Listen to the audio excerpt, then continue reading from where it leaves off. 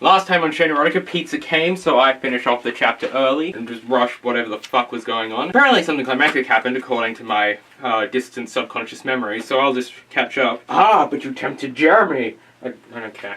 That much was plain, mused Selma silkily. There was a pause, and you're tempting me right now. I forgot how shit these characters were. Too late, she sensed the danger in the air, and too late she read the sexual intent in his eyes. It was too late for everything, because Salvatore Cardini had pulled her into his arms and started to kiss her with a passion which took her breath away. As Salvatore's lips covered hers, she saw the past speed by, with its good and bad, its sadness and joy. It's like this is the climax of her entire life. Everything has been leading up to this point. But it was as if she had only been a shadow of herself before, and his powerful kiss was awakening all her senses. See, girls, if you're ever feeling incomplete, all you need is a man's lips. And that's what will qualify you, inevitably, as a person. This book is just romance wrapped in just a good, nice barrel of good morals. He tasted of wine and desire and promise, and Jessica's lips opened beneath his, her fingers reaching up to clutch at his broad shoulders, as if she was afraid she might collapse. But that was just how it felt, as if a sudden gust of air might blow her clean away. Salvatore!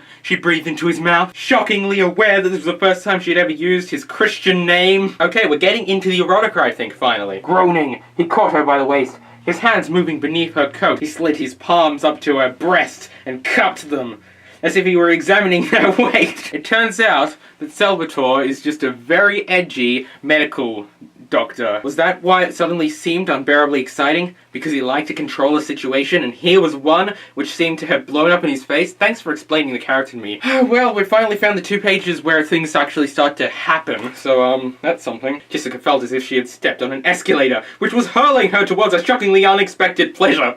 I like how it uses a metaphor to explain something literal. But even while her body gave itself up to the sensations which was washing over her with such sheer, sweet allure, she felt the first unwelcome stir protest in the back of her mind. Not wanting to break the moment, nor the feeling, even as some stubborn resistance reared again its unwanted head. Go away, she told her doubts fiercely, but somehow these doubts refused to die. The ongoing internal struggle of Jessica. I mustn't! See, you must! Have we just gone back a century in dialogue? He smiled against her skin as the tip of his tongue flicked against her skin. Jessica felt herself slipping under, as if sensual dark waters were lapping over her.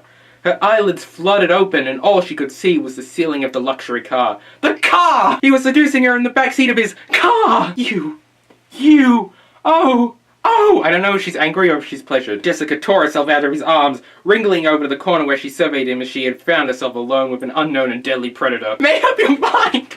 You flip-flop on whether or not you like this guy every frickin' minute. What on earth do you think you're doing? She breathed. You know exactly what I'm doing. I'm gonna make love to you. You are not! But you want me to. Oh, the arrogance and the assurance which was painted all over that gorgeous face. And even worse was the glaring truth which underpinned his words. She did want him. Maybe for a moment I did. Maybe for the entire fucking book. You fucking book! You're gonna do it eventually anyway. Just read ahead. Infuriated now by the sudden abrupt ending and the glowing feeling of disbelief that a woman should be turning him down. Us. I wasn't aware that we had drawn up some kind of itinerary for the evening. That's not what I meant, and you know it, she flared. Oh? No! And suddenly Jessica was angry, not just with herself, but with him too. Did you think that I'd jump into bed with you at the drop of a hat? He wanted to say that it was far more likely to be a drop of her panties, which, unbelievably and infuriatingly, he had yet to see. Yeah, fuck her, right? Well, apparently you're not, because you're an asshole. See where that got you? You think that all you have to do is whip me off to a fancy dinner in a chauffeur-driven car. Where is the chauffeur, by the way? Is he jumping out at this point? Because I don't blame him. And I'll be so grateful that I'll capitulate to you. Oh no, I didn't give it that much thought. The situation I anticipated. Literally says he's bored, so that's how I'm playing him now. Well, thank heaven she had seen sense before it was too late. You're gonna go back. This is gonna happen again. This is gonna happen again in the book. Okay? You should know this. You are living in a cliche-ridden hellhole. As he spoke, he reached out to brush a stray of the thick, skinny hair, which had fallen over her face, and that one innocent, almost tender gesture was almost Jessica's undoing. Because that was the kind of thing that a real lover might do. Sure, he's pressuring me to have sex with him, but do you see how he brushed the hair out of my face? You can't just throw that away like it means nothing. True, facing him again in the workplace wasn't going to be the most comfortable option, but there was ways of dealing with that. Apparently there are!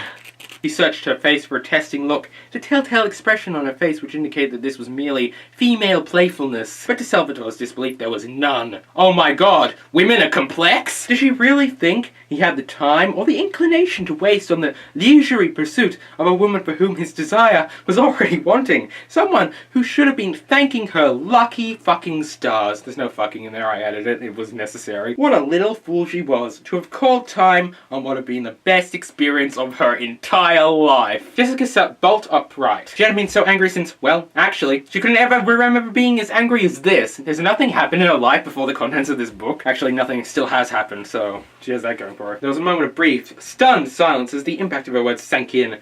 Until in the shadowed gloom, Salvatore's mouth curved into a cruel and mocking smile. Okay, it looks like Salvatore's about to come up with this really big retort. Something so intimidating, so threatening, that the world, before right now, has never fathomed the evil that is about to come. You will certainly be dropped off, but only after the car has taken me home.